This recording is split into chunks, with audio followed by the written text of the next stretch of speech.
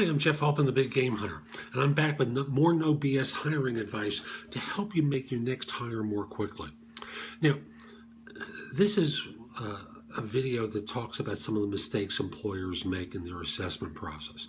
And I want to start by saying all these come from conversations I've had with people, or almost all of them come from conversations I've had with people in recent times. One or two of them are memories of mine from some time back, but so these are pretty common instances.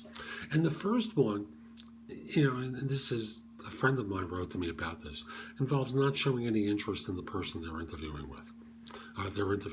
So that shows up when you're doing a Skype session with someone and they're watching you looking down, taking notes, never making eye contact. Why did you make it a Skype anyway? If you're not going to look at the person, and if you've already rejected them within 2 minutes, well, you shouldn't have scheduled their time and wasted it like you did. So pay attention. Give the job applicant attention during the interview. After all, do you really want to see them on Facebook, Twitter, and LinkedIn talking about your bad behavior? I doubt it. So number one, give them some attention. Number two is, you've asked someone to set aside a certain amount of time for the interview. Use it. Have a prepared interview script that you're working with so that you make sure that you're covering the basics that you want to attend to in the course of this meeting. Don't just wing it. Use their time well, use your time well in evaluating talent. Number three is you act as though you're God's gift and your job is God's gift to humanity. And this person has no other choices but to go to work for you. Huh? How rude is that? How do you feel? How do you think you'd feel if you were treated in that way? Why do you want to treat other people in such a manner? It's ridiculous. Next is your job description. The one that you advertised that caused someone to apply for this position doesn't resemble the reality of what the job is. So this person comes in to talk with you about a job, and they discover along the way it doesn't match up with what they understand from the job description, and they ask some follow-up questions, and you become indignant. It's a joke. So, you basically wind up being rude to someone, and it's your fault. So, make sure that your job descriptions have a basis in reality, and as a result, you're valuing their time. Don't ask stupid interview questions that don't relate to the job, and evaluating people and their qualifications for the role. Yes, there's a place for brain teasers, but to me, the real answer is how they respond to the brain teaser, not the specific answer.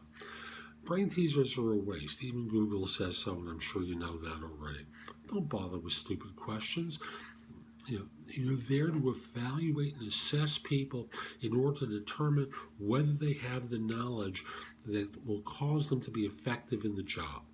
Then from there, you want to, in a very cursory basis, get a sense of personality. And I say cursory because clearly you want to hire smart people if that's the kind of people that you hire. You don't want to hire smart people if you have a clerical job. And the nature of the smartness is a little bit different in each. The meticulous attention to detail of a clerical job may not be needed and may require a different version of smarts in the executive position. But at the end of the day, you want to hire people that are going to fit in with your group without enforcing your own biases, your own bigotry in the process. Are you old? Are you young and you have a thing about old people because they remind you of your mom or dad? These folks are there just to do a job. They're not there to be your mom. Are you white and you don't want to hire black people because you're a racist? Or conversely, are you a person who is black or from a foreign nation who doesn't like to hire American Caucasians? Get over it. Be smart about these things and don't have your own biases get in the way of hiring really talented people. Here's my last point, and that involves negotiation. I've seen way too many firms try to take advantage of job hunters by offering them lowball salaries, as though these people are morons and don't know what they can afford, and are morons and don't know that they've walked in asking for X amount of money, and you're asking them to take $25,000 less for staff level positions and $50,000 or $60,000 less for an executive position. Treat people fairly. If you think you're going to come in low, evaluate their financial thoughts early so you don't waste people's time and you don't waste your own time. So I'm Jeff Altman with more No BS hiring advice.